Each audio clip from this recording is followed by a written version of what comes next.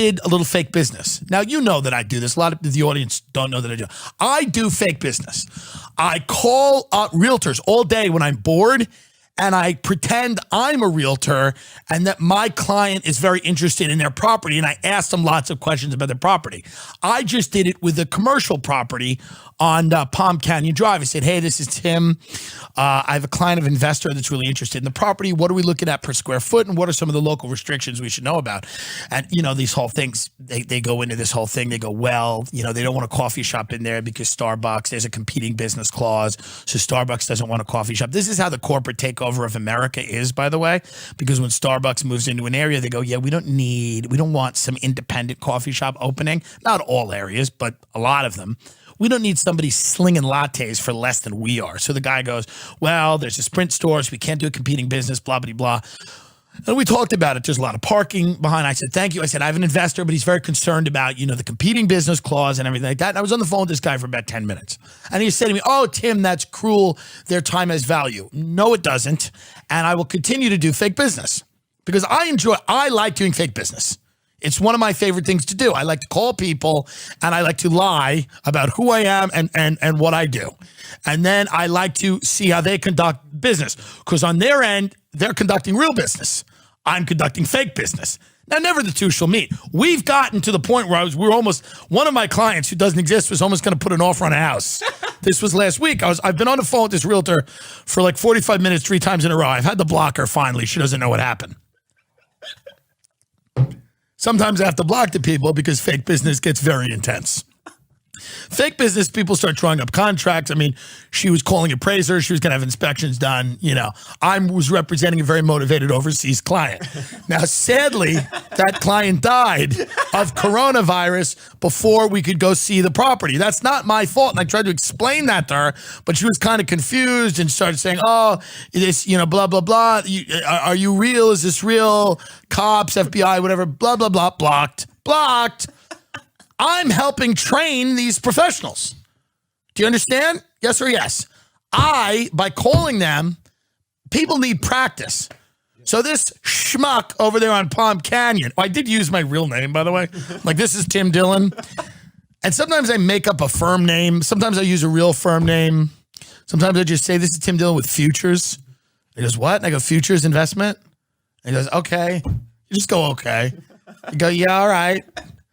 I go, yeah, you got a commercial listing on Palm Canyon on the corner. I'm wondering what we're looking at price per square foot. What's the parking in the area like? What's the competing business clause? Any local restrictions we should know about? I have a team of investors that are looking to expand into this area. Many of them, sometimes it's a franchise, sometimes not. But I'm just, it's an investment group. They're very interested. They love the visibility of the location. Oh, he goes, it's a great location. So they love the visibility of the location. And see, right there, we're beginning to do fake business. Because then he goes to his wife and he goes, hey, I just got a call from a guy that may be interested in this. And then he tells his secretary and then he tells his partner. So I'm in and I'll give him a follow-up call later tonight. I'll have 10 more bullet point questions before I bring my investors. And I do this. Now, a lot of people, I was explaining to someone at dinner that I do this. And they go, that's horrible. I said, why? I'm doing fake business. They go, why? I said, I like doing it. Because I don't have a real estate license and I can't do real business, but I at least can do fake business. They said, that's pretty sick. I said, maybe you're sick because I want realtors to get the best professional. You golf a lot, right? Mm-hmm. When you golf every day, are you better at it? Yes, absolutely. Now, that doesn't matter. Now, even that includes going to a driving range. Sure. Right. Correct. Right. Sometimes I see golfers swing clubs in their backyard. Mm-hmm. Helps. Doesn't matter if it's real or fake. What matters is that this guy's going through the next guy to call him might be real. But I'm going to beat that guy out. I'm going to do a competitive offer.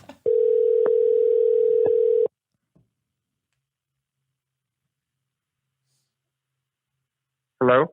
Hey, Adam, Tim Dillon, how are you? We spoke about the property on Palm Canyon a few minutes ago.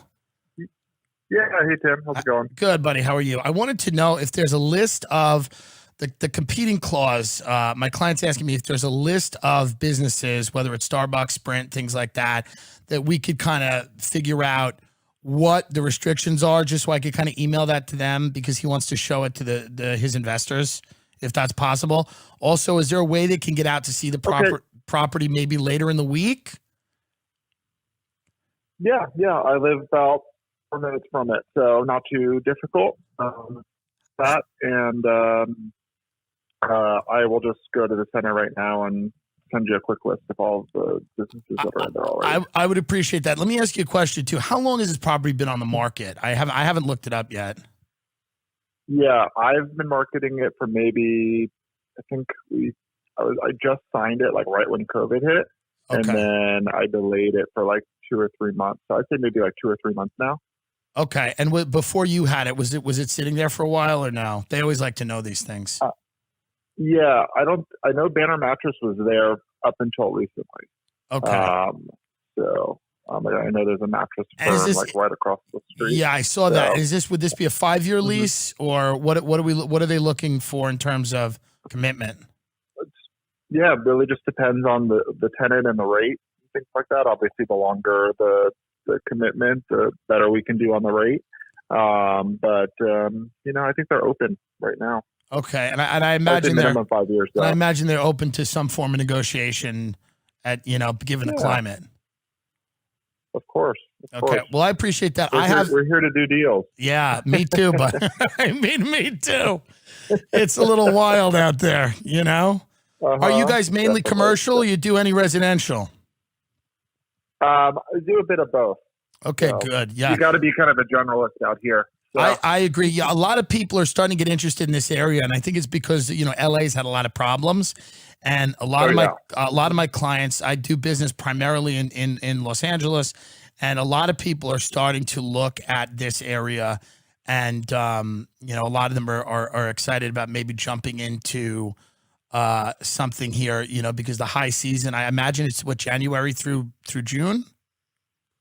January through April is our high season. Right. But pretty much like right now, like September through April, so we kind of have like a shoulder mid-season, which is September through December. Right. And then January through April just crushes, and then Coachella is obviously, and Stagecoach are in April, and that kind of, and we have Memorial Day weekend, July 4th, even during the summer, we do pretty well. Of course, I appreciate that. Well, listen, I have you guys. I have your website.